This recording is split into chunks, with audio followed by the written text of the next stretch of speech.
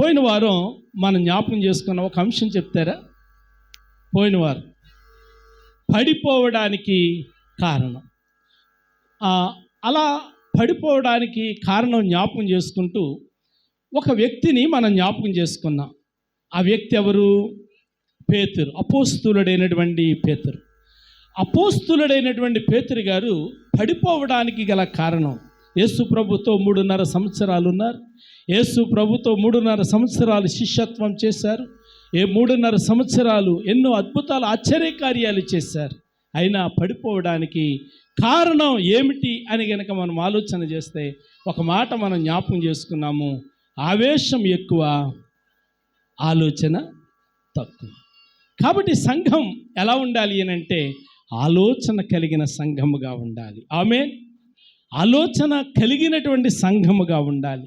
ఏది చెయ్యాలో ఏది చేయకూడదు, ఎక్కడికి వెళ్ళాలో ఎక్కడికి వెళ్ళకూడదు, ఏది వినాలో ఏది వినకూడదు, ఏది చూడాలో ఏది చూడకూడదు, ఎక్కడ కూర్చుండాలో ఎక్కడ కూర్చుండకూడదు, ఎక్కడ నడవాలో ఎక్కడ నడవకూడదు. కాబట్టి ప్రియమైనటువంటి దేవుని బిడ్డలారా, సంఘం ఎలా ఉండాలి అని అంటే ఆలోచన కలిగిన సంఘముగా ఉండాలి. ఆవేశం మాత్రం కాదు. ఆవేశం మనకు పాపం అవుతుంది, ఆవేశం మనకు శాపం అవుతుంది. ఎందుకు అనంటే ప్రసంగి గ్రంథంలో రాయబడి ఉంది, వాక్యం వింటూ ఉంటుగా ప్రియులారా మనసు ప్రేరేపించబడి దేవుని కొరకు ఈ కార్యం చేస్తామని అనుకున్నారట. అయితే మొక్కుకున్న తర్వాత చెల్లించకపోవుట పాపం. కాబట్టి ఆవేశములో నిర్ణయాలు మనం తీసుకోకూడదు, ఆలోచనలో నిర్ణయాలు తీసుకోవాలి. ఆమేన్. ఆవేశంలో నిర్ణయాలు తీసుకోకూడదు, ఆలోచన కలిగిన నిర్ణయాలు తీసుకోవాలి. పేతురు ప్రసంగిస్తూ ఉంటే ఆవేశానికి లోనైపోయాడు. అపోస్తల కార్యములు 5వ అధ్యాయంలో ఎవరు? అననీయ సప్ఫీరాలు. అననీయ సప్ఫీరాలు ఆవేశానికి లోనైపోయారు. ప్రియులారా, పేతురు ప్రసంగిస్తూ ఉంటే నేను కూడా అమ్మేసి ఇచ్చేస్తానన్నారు. అమ్మేశారు. కానీ ఇవ్వాలి అనుకున్నప్పటికీ చాపవలసిన చేతులు చాపలేకపోయాడు. వింటున్నారా? ముందు అనిపించింది ఇవ్వాలి అని, కానీ తర్వాత మనసు ఏమనిపించలేదు, ఇవ్వాలి అని అనిపించలేదు.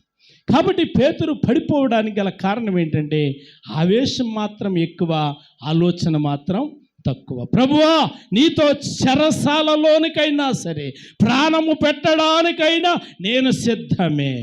ఇంత అమ్మాయి ఇచ్చి అడిగింది, నీవు వారిలో ఒక్కడో కదా. అమ్మాయి, నువ్వేం మాట్లాడుతున్నావు? నేను అసలు ఆయన ఎరగను. చూసారా? కాబట్టి నా ప్రియ దేవుని బిడ్డలారా, ఏదైనా ఒక వాక్యం మనం విన్నాము అని అంటే ఆ వాక్యం అంతా వారం మీతో మాట్లాడుతూ ఉండాలి.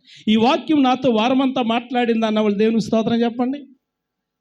దేవునికి స్తోత్రం కలిగిన గాక. ఒక్కరు ఉన్నారు ఇక్కడ, సరళకుమారి గారు. ఇంకెక్కడ ఈ పక్కన ఎవరని చెప్పారు, నేను చూడలేదు. కాబట్టి ప్రియులారా, వాక్యము మీతో మాట్లాడుతూ ఉండాలి, ఆ వాక్యము మిమ్మల్ని దర్శిస్తూ ఉండాలి.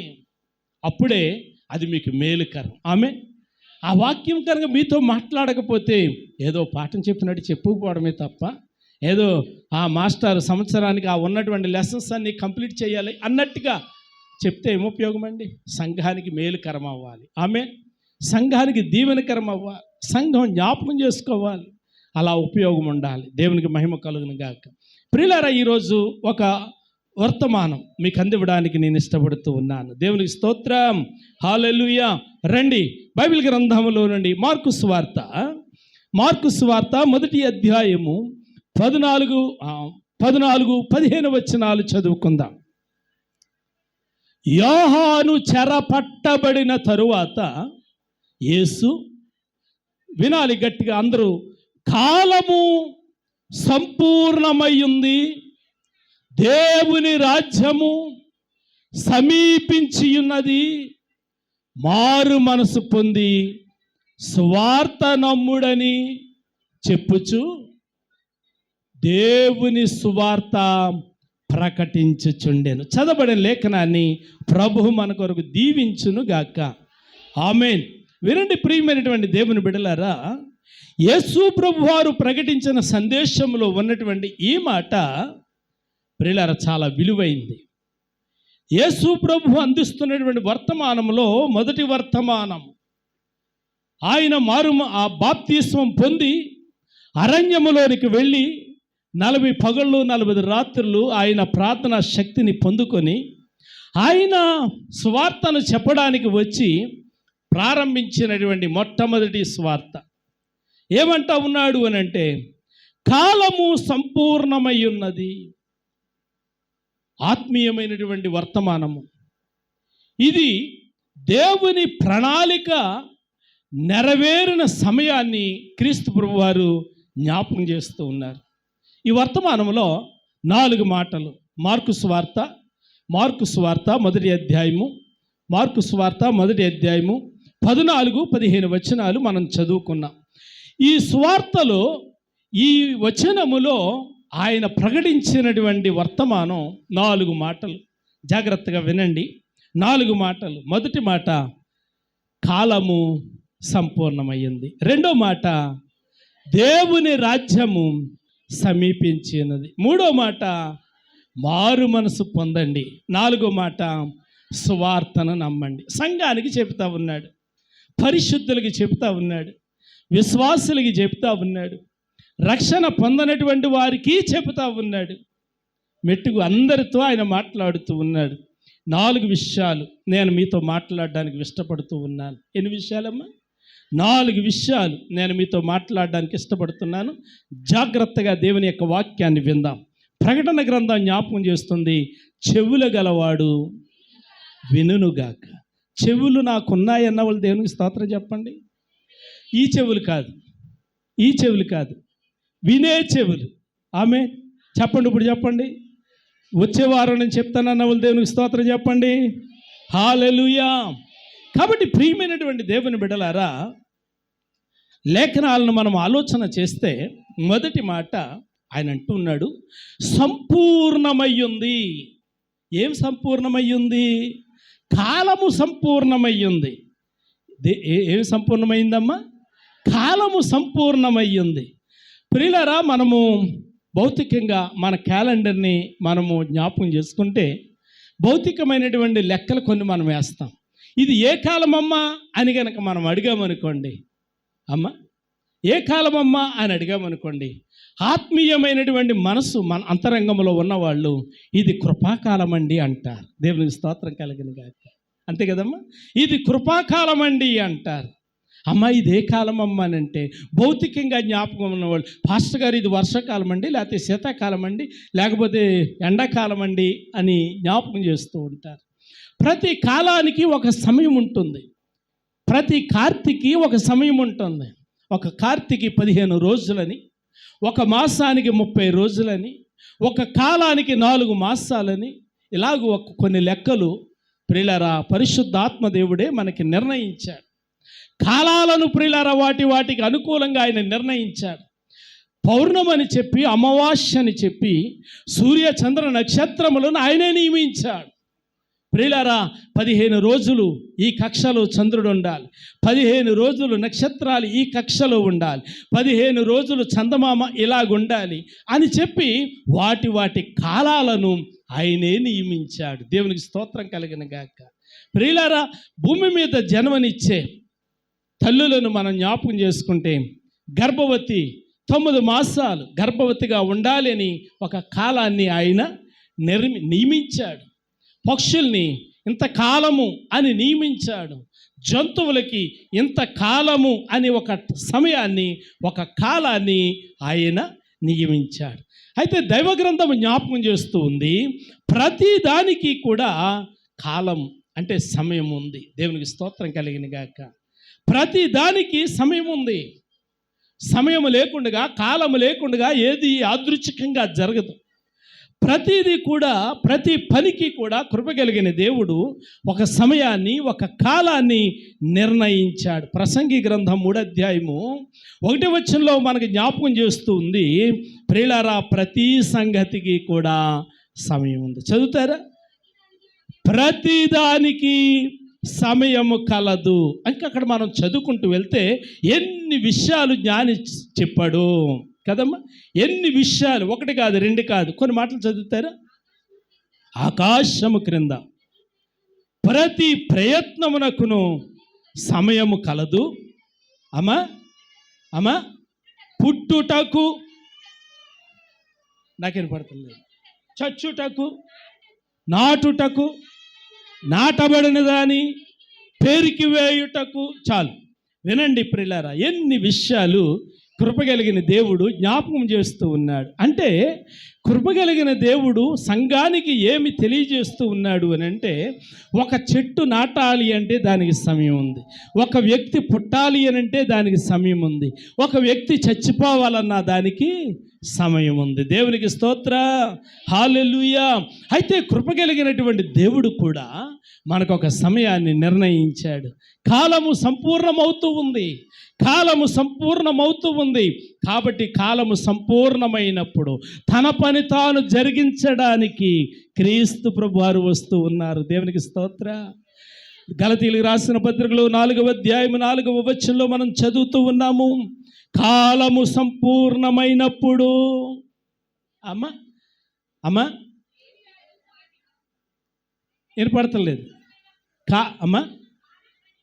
కాలము పరిపూర్ణమైనప్పుడు దేవుడు తన కుమారుని పంపెను. వినండి ప్రియా దేవుని విడలారా, కాలము పరిపూర్ణమైనప్పుడు అంటే కాలము సంపూర్ణమైనప్పుడు, ఆయనను పంపవలసిన సమయం వచ్చినప్పుడు, లేఖనాలు నెరవేర్చబడవలసిన సమయం వచ్చినప్పుడు, ప్రవక్తలు ప్రకటించిన ప్రవచనముల నెరవేర్పు జరగవలసి వచ్చినప్పుడు, లోకానికి ఒక రక్షకుడిగా తండ్రి అయిన దేవుని చేత ఆయన పంపించబడ్డాడు. దేవునికి స్తోత్రం, హల్లెలూయా.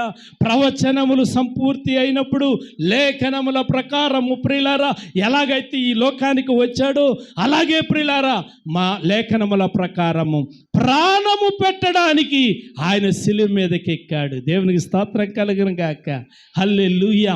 చేయవలసిన పని చేశాడు. ప్రియులారా ఇప్పుడు వినండి, కాలము సంపూర్ణమయ్యింది. దేనికి? ఆయన అంటున్నాడు ప్రకటన గ్రంథంలో, ఇదిగో నేను త్వరగా వచ్చుచున్నాను. నేను రావడానికి కాలము సంపూర్ణమయ్యింది, నేను రావడానికి కాలము సంపూర్ణమయ్యింది. మీ విశ్వాసమును గట్టిగా పట్టుకోండి. ఆమేన్, హల్లెలూయా, హల్లెలూయా. అపోస్తలుడైన పౌలు అంటాడు, నేను మంచి పోరాటం పోరాడాను, నా విశ్వాసాన్ని కాపాడుకున్నాను, నేను నా కిరీటాన్ని గట్టిగా పట్టుకున్నాను అన్నాడు. ఆమేన్, హల్లెలూయా. కాలము సంపూర్ణమయ్యింది. కాలము సంపూర్ణమైనప్పుడు, కాలము పరిపూర్ణమైనప్పుడు ప్రియమైనటువంటి దేవుని బిడ్డలారా, కాలము పరిపూర్ణతలో జరగవలసినవన్నీ జరిగిపోతాయి. ఆయన రావలసిన క్రమంలో ఆయన వచ్చాడు, ఆయన చేయవలసింది చేశాడు. ప్రియులారా ఆయన శిలువ యాగము జరిగించాడు. ఇప్పుడు ప్రియులారా గాడిద మీద కాదు, ఇప్పుడు ఆయన గుర్రం మీద వస్తూ ఉన్నాడు. ఇప్పుడు ఎక్స్క్యూజ్ లేదు, ఇప్పుడు క్షమాపణ లేదు ఆయన దగ్గర. ప్రియులారా ఇప్పుడు దీనుడు కాదు ఆయన, ఇప్పుడు ఆయన ఎవరు అని అంటే రాజులకు రాజు. ఆమేన్. కాబట్టి ఇప్పుడు రాజులకు రాజుగా వచ్చే సమయంలో ఆయన ఏమంటున్నాడంటే, దయాదాక్షిణ్యాలు లేకుండా, కనికరము లేకుండా చెబుతా ఉన్నాడు. తలుపు వేయబడింది, వచ్చారు. అవతల నుంచి వినబడుతున్న స్వరం, మీరెవరో నాకు తెలియదు. గాడిద మీద వచ్చినప్పుడు ఇలా మాట్లాడలేదు ఆయన, రండి నేను దీన మనస్సు కలిగిన వాడు, ప్రయాసతో ఉన్నవారులారా, కష్టాలలో ఉన్నవారులారా, సమస్యల్లో ఉన్నవారులారా, కలవరాల్లో ఉన్నవారులారా, రండి నా దగ్గరికి, నేను సమాధానం ఇస్తాను, నేను సంతోషం ఇస్తాను, నేను రక్షణ ఇస్తాను. 12 సంవత్సరాల రక్తస్రావము స్త్రీని పిలిచాడు, 38 సంవత్సరాల కొన్నిటి దగ్గర ఉన్నవాడిని పిలిచాడు, కుంటివారిని, గుడ్డివారిని, మూగవారిని, ఉచ్చకాలు చేతులు కలిగిన వారిని పిలిచాడు.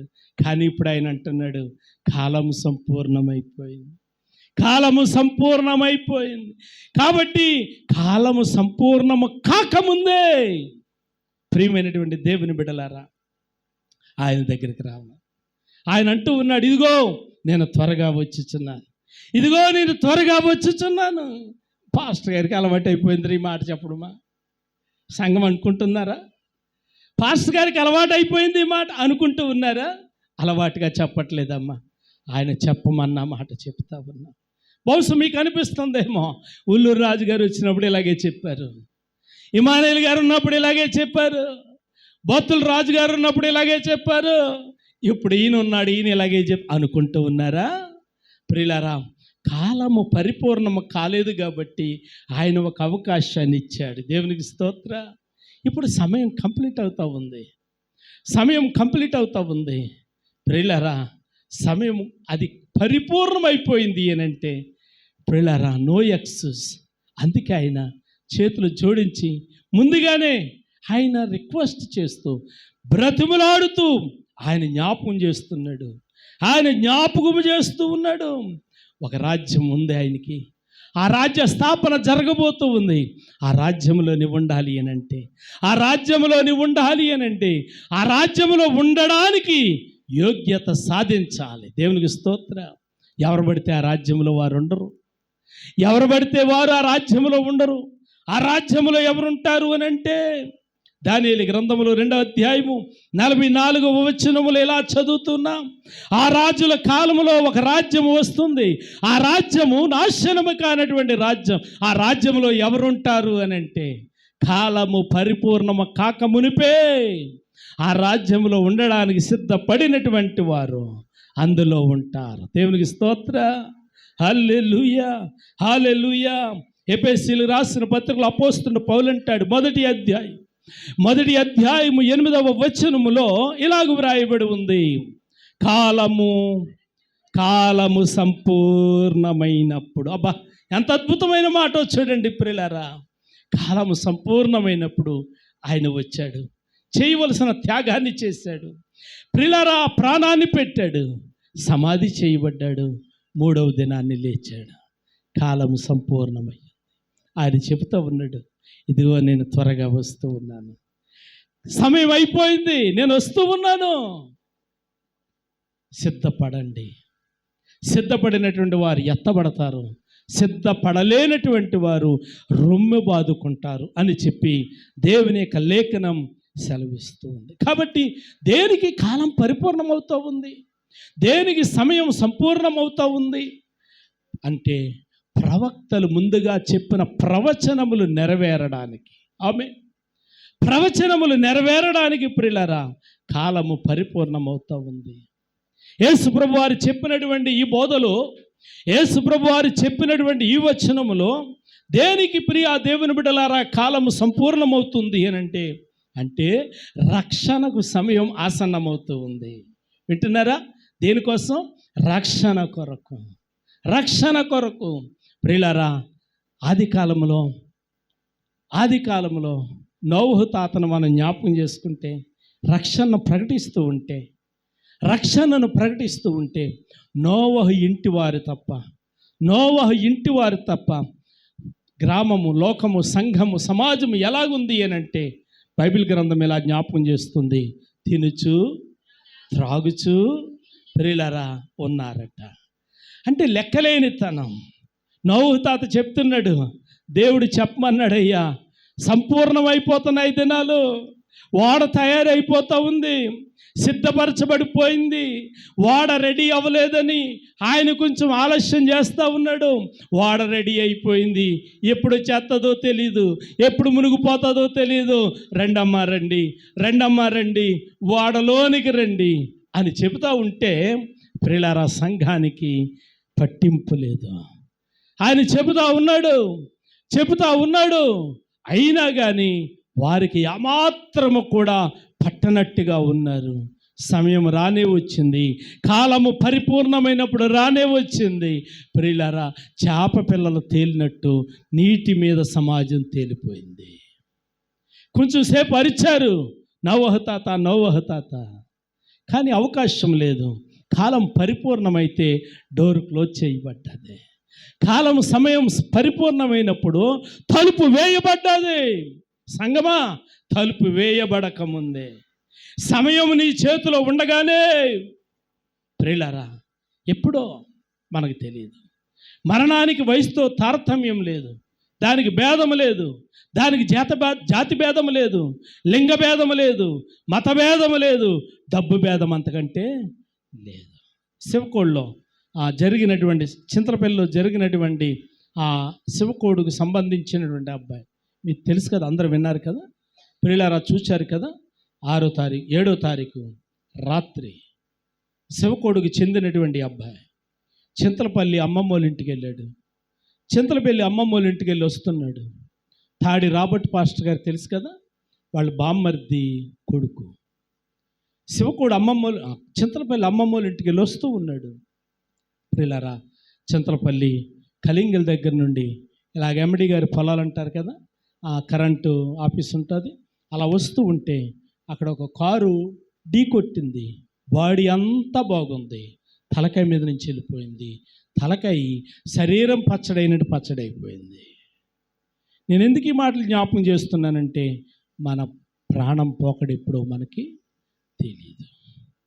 సమయం ఉండగానే ప్రియా దేవుని బిడ్డలారా, వాక్యానికి లోబడాలి. సమయం ఉండగానే సిద్ధపడాలి. నేను ఇంకా కానులే, నాకు ఇంకా సమయం కాదులే అని మనం అనుకుంటూ ఉండొచ్చు. ఆయన రాకడ ఎప్పుడో మనకు తెలియదు. ఆయన అంటున్నాడు, ముందుగా హెచ్చరించాడు, ఇదిగో నేను త్వరగా వచ్చుచున్నాను. మరి సిద్ధపడ్డావా? దినాలు సంపూర్ణమై ఉన్నవి అని ఆయన జ్ఞాపకం చేస్తూ ఉండగా ఆయన రాకడ కొరకు సిద్ధపడ్డావా? చూద్దాంలేండి పాస్టర్ గారు అన్నట్టుగా ఉంది కదా. అయితే ఆయన అంటున్నాడు, రక్షణకు సమయం సంపూర్ణమయ్యింది. దేవుని దగ్గరికి రావడానికి సమయం సంపూర్ణమయ్యింది.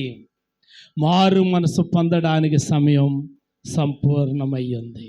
నాకు ఇంకా 10 సంవత్సరాలేనండి, నాకు ఇంకా 20 సంవత్సరాలేనండి, నేను ఇంకా పెళ్లి చేసుకోవాలండి, నేను ఇంకా పిల్లల్ని కనాలండి, నేను పాపకి పురుడ్లు పోయాలండి. ప్రియులారా, ఆలోచన చేయండి ఒక్కసారి. దేవుడు ఆమేనంటే ఇవన్నీ జరుగుతాయా? దేవుడు సమాప్తం అంటే ఇవన్నీ జరుగుతాయా? కొరింథీయులకు రాసిన పత్రికలో పౌలు మహాశయుడు ఇలాగంటాడు, 2వ పత్రికలో 6వ అధ్యాయము 2వ పత్రిక 6వ అధ్యాయము 2వ వచనంలో అంటాడు,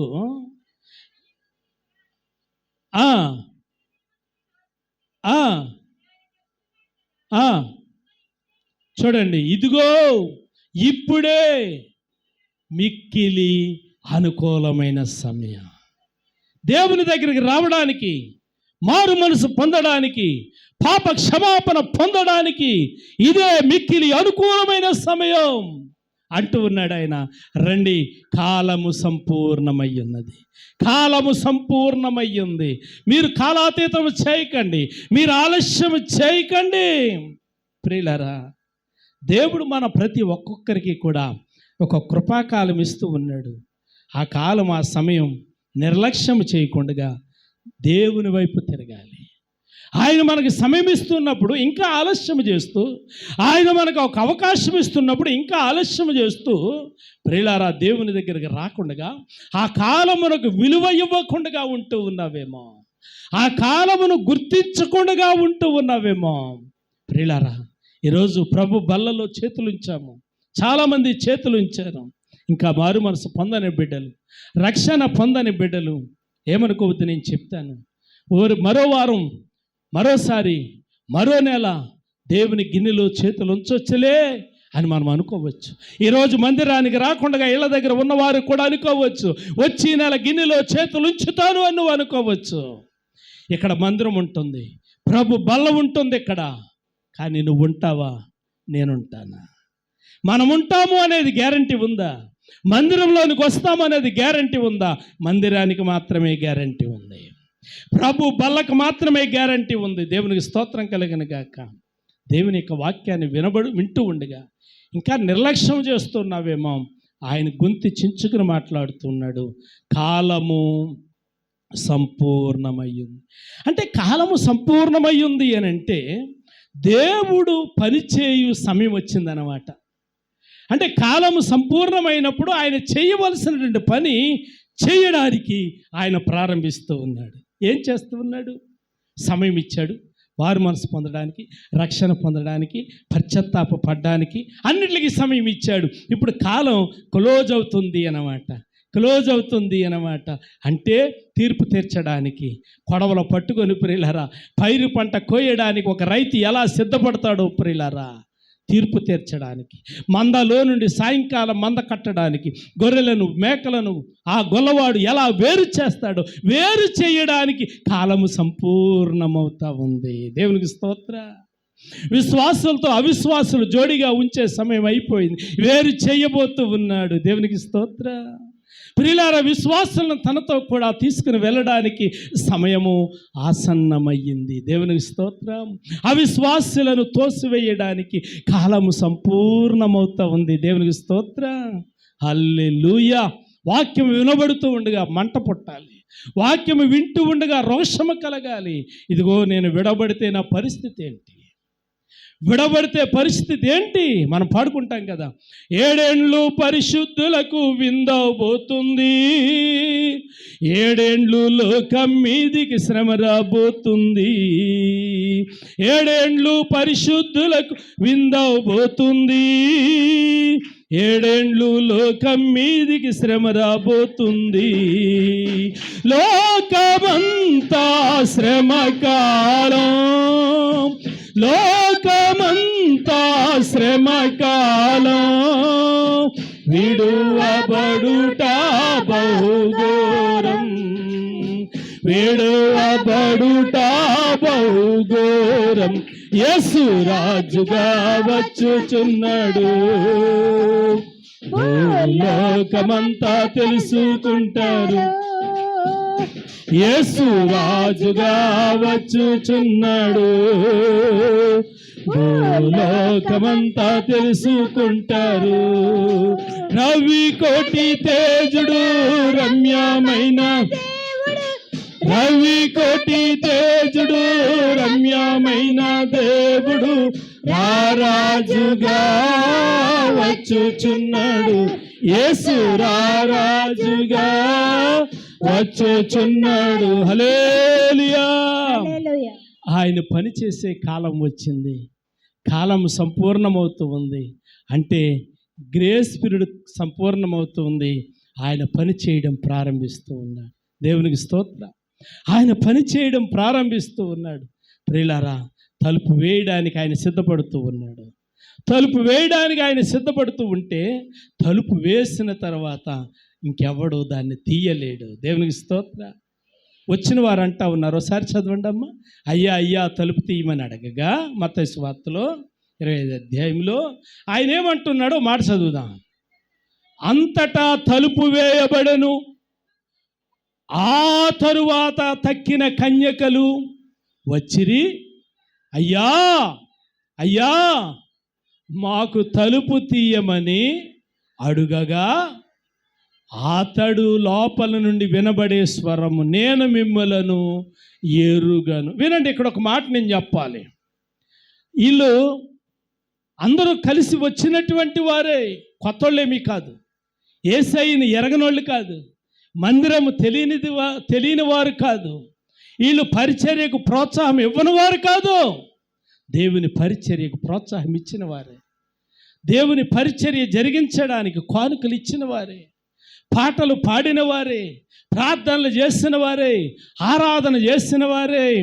అయితే ఏం జరిగింది అని అంటే, అన్నీ తెలుసు కానీ కాలము సంపూర్ణమవుతుంది, కాలము ఆసన్నమవుతూ ఉంది అన్న సంగతిని ప్రియులరా వాళ్ళు గుర్తించలేకపోయారు. ఇంటర్మీడియట్ పరీక్షలు రాశారు బిడ్డలు, చాలామంది బిడ్డలు రాశారు. 12 గంటలకు పరీక్ష అని చెప్పి టైం టేబుల్ ఇచ్చారు. అమ్మ రవీర్ణ, ఇంటికాడ 12 గంటలకు బయలుదేరితే కుదురుతుందా? కుదరదు కదా. 12 గంటలకు ఇంటికాడ బయలుదేరడం కాదు, 12 నిమిషానికి నువ్వు గేట్ కాడ ఉన్నా కూడా నీకు అవకాశం లేదు, క్లోజ్ అయిపోద్ది అంతే. నువ్వు గుండెలు పట్టుకుని ఏడ్చినా సరే, హాల్ టికెట్ పట్టుకుని ఏడ్చినా సరే, ఎంత గింజుకున్నా సరే, అక్కడ ఉన్నటువంటి వాచ్మెన్ ఒకటే మాట, గెట్ అవుట్, ఒకటే. నువ్వు మర్యాదగా వెళ్ళిపోతే వెళ్ళిపో, లేకపోతే నేను గెంటించేస్తానంటాడు. హాల్ టికెట్ ఎట్టుకొచ్చి గేట్ కాడ మోకాళ్ళ మీద కుప్పకూలిపోయి ఏడవడం తప్ప. అలాగూ మిస్ అయిన వాళ్ళు ఎంతమంది ఉన్నారు? అలాంటి వారిలో మేము మేనగోళ్ళు ఒకళ్ళు కదమ్మా. పోయిన సంవత్సరం ఇంటర్మీడియట్ పరీక్షకి ఏదో బాగోలేదనుకుంటాను, అప్పుడు బాగోలేదనుకుంటే ఆఖరి మినిట్లో ఐసు అన్నది, ఐసు అమ్మ రాయపోతే ఎలాగా, నేనేదో రకంగా నేను తీసుకెళ్తాను, కూర్చుంటావంటే కూర్చుంటానన్నది. బండి ఎక్కించుకుని తీసుకుని వెళ్ళింది. చాలా ఆగమేఘాల మీద వెళ్ళారు. అయినా అక్కడికి వెళ్ళేసరికి ఏమైపోయింది? కాలము సంపూర్ణమయ్యింది. ఏమైందమ్మా? కాలము సంపూర్ణమైంది. వాచ్మెన్ అన్నాడు, గెట్ అవుట్. ఉపయోగం లేదు, ఏడ్చుతూ తిరిగి వచ్చేసింది. పాపం వయసు కూడా చాలా బాధపడ్డది. ఎంత ప్రయాసతో తీసుకెళ్ళింది. ప్రియులారా, ఆలస్యమైన తర్వాత ఎంత ప్రయాసపడినా కానీ ప్రయోజనం లేదు. సమయం ఉండగానే, హెచ్చరిక నాదం వినబడుతూ ఉండగానే, బాకా వినబడుతూ ఉండగానే, సువార్త వినబడుతూ ఉండగానే ఆయన దగ్గరికి వద్దాం. సువార్త వినబడుతూ ఉండగానే ఆయన దగ్గరికి వద్దాం. ఎందుకు? రెండో మాట ఆయన అంటున్నాడు, దేవుని రాజ్యము సమీపించి అన్నది. ఎందుకు సిద్ధపడాలి? ఏం సంపూర్ణమయ్యింది అంటే దేనికోసం సిద్ధపడాలి అని అంటే దేవుని రాజ్యము సమీపించి ఉన్నది. అసలు దేవుని రాజ్యం అంటే ఏంటి అమ్మ? దేవుని రాజ్యం అంటే ఏంటి? రోమిలకు రాసిన పత్రికలో పౌలు మహాశయుడు అన్నాడు, రోమిలకు రాసిన పత్రిక 14వ అధ్యాయం 17వ వచనములో ఇలాగూ వ్రాయబడి ఉన్నది, దేవుని రాజ్యము భోజనమును పానమును కాదు గాని నీతియు సమాధానము పరిశుద్ధాత్మయందలి ఆనందం. అంటే వినండి ప్రియులారా, దేవుని రాజ్యం అని అంటే ప్రియులారా ప్రేమ విందు కాదండి. దేవుని రాజ్యం అంటే బిర్యానీ వండికి తిన్నంత సులువు కాదంటండి. దేవుని రాజ్యం అంటే ఎలాగుంటుంది? అందులో 3 మాటలు. 1 నీతి ఉంటుంది, 2 సమాధానం ఉంటుంది, 3 ఆనందము ఉంటుంది. ఆమేన్, హల్లెలూయా. ఆ నీతి యుక్తమైనటువంటి రాజ్యంలో ఉండాలి అని అంటే అది సమీపిస్తూ ఉంది. కాబట్టి నువ్వు సిద్ధపడాలి. దేవునికి స్తోత్ర. ఆ రాజ్యంలో సమాధానం ఉంటుంది. పిల్లలు పాడతారు కదా, నా యేసు రాజ్యం అందమైన రాజ్యం, అందులో నేను. ఎలాంటి రాజ్యం అంటే అది? అందమైన రాజ్యం, సమాధానము కలిగినటువంటి రాజ్యం, ప్రియులారా ఆనందము కలిగినటువంటి రాజ్యం. ఈ రాజ్యములో ఉండడానికి సంఘము సిద్ధపడాలి. మరి ఎక్కడుంది ఈ రాజ్యం? ఈ రాజ్యం ఎక్కడుంది? అమలాపురం ఉందా? భీమారాన్ ఉందా? హైదరాబాద్లో ఉందా? అమ్మ భవ్య, ఎక్కడుంది ఈ రాజ్యం? ఓ మాట చదువుదామా. లూకాసు వార్త 17వ అధ్యాయం, లూకాసు వార్త 17వ అధ్యాయం 21వ వచనంలో ఎలా వ్రాయబడి ఉంది అమ్మా? ఎందుకనగా అమ్మా, ఇదిగో దేవుని రాజ్యము మీ మధ్యనే ఉన్నది. అబ్బా హల్లెలూయా. దేవుని రాజ్యం ఎక్కడుందమ్మా? ఎక్కడో లేదు, మీ మధ్య ఉంది. ఇదే దేవుని రాజ్యం, పరలోక రాజ్యం. ప్రియులారా, దేవుని యొక్క సన్నిధి, దేవుని యొక్క రాజ్యం. దేవుని యొక్క రాజ్యంలో ఏముంటుంది? నీతి ఉంటుంది, సమాధానం ఉంటుంది, ఆనందం ఉంటుంది, ఆశీర్వాదం ఉంటుంది. కాబట్టి ఆయన అంటూ ఉన్నాడు, ఈ ఆనందమైనటువంటి రాజ్యంలో ప్రవేశించడానికి మీరు సిద్ధపడాలి. దేవునికి స్తోత్ర. మీరు సిద్ధపడాలి. దేవుని రాజ్యం సమీపించి ఉన్నది. ప్రియులారా, ఆయన రాజ్యం కాలము సంపూర్ణమై ఉంది. దేవుని రాజ్యము సమీపించింది. ఇప్పుడు ఈ రాజ్యంలో ప్రవేశించాలి అని అంటే, ఈ రాజ్యంలో ప్రవేశించాలి అని అంటే ఊరికే రాదండి, ఊరికే రాదు. టికెట్ కొనాలి. దేవుని స్తోత్రం కలిగిన గాక. టికెట్ కొనాలి, ఊరికే రాదు. ఒక ఆయన పాడాడు, రాకడనే రైలు బండి వస్తుంది అమ్మ, రెండో రాకడనే రైలు బండి వస్తుంది, నమ్మిన వారిని ఎక్కించుకుని వెళ్ళిపోతాడు, పరిశుద్ధత పొందిన వారిని ఎక్కించుకుని వెళ్ళిపోతాడు అని ఒక చక్కటి పాట ప్రియులారా ఉంది. ఇప్పుడు ఈ రాజ్యంలో ఉండాలి అని అంటే, దేవుని రాజ్యంలో ఉండాలి అని అంటే ప్రియా దేవుని బిడ్డలారా, సంఘం సిద్ధపడాలి. ఆమె ఎలా సిద్ధపడాలి? ప్రియులారా, బీరువా దగ్గరికి వెళ్ళి నచ్చిన డ్రెస్ తీసుకుంటే సిద్ధపడినట్ట, మార్కెట్కి వెళ్ళి మనకు నచ్చిన డ్రెస్ ఖరీదు చేస్తే సిద్ధపడినట్ట కాదు. యోహాను సువార్త 3వ అధ్యాయం 3వ వచనం ప్రకారము, యోహాను సువార్త 3వ అధ్యాయం 3వ వచనం ప్రకారము ప్రియులారా, దేవుని రాజ్యంలోనికి రావాలి అని అంటే 1 మారు మనసు అవసరం. దేవునికి స్తోత్రం. 2 విశ్వాసము అవసరం. 3 పశ్చాత్తాపం అవసరం. దేవునికి స్తోత్రం. చదువమ్మా. ఒకడు క్రొత్తగా జన్మించితేనే కానీ, అంటే దేవుని రాజ్యంలో ప్రవేశించాలి అనంటే, దేవుని రాజ్యానికి నీకు హక్కుదారుడు కావాలి అనంటే, నీకు ఏ టికెట్ కావాలి అనంటే రక్షణ అనే టికెట్ కావాలి, మారు మనసు అనే టికెట్ కావాలి, పశ్చాత్తాపం అనే టికెట్ కావాలి, తిరిగి జన్మించిన అనుభవం కావాలి.